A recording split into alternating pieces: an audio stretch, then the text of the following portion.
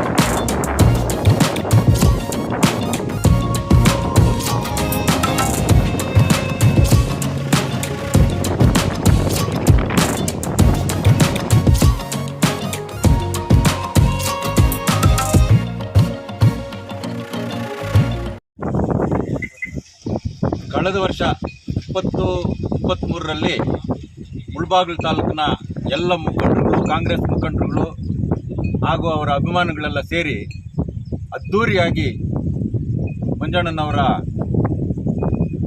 ಜನ್ಮದಿನಾಚರಣೆ ಆಚರಿಸಬೇಕು ಅಂತ ತೀರ್ಮಾನ ಮಾಡಿದಾಗ ಅವ್ರಿಗೆ ಆ ವಿಷಯ ಗೊತ್ತಾಗಿ ಮತ್ತೆ ನಮ್ಮಗಳನ್ನೆಲ್ಲ ಕರೆಸಿ ಅದ್ಧೂರಿಯಾಗಿ ನಾನು ಇದುವರೆಗೂ ಯಾವತ್ತೂ ಆಚರಣೆ ಮಾಡಿಕೊಂಡಿಲ್ಲ.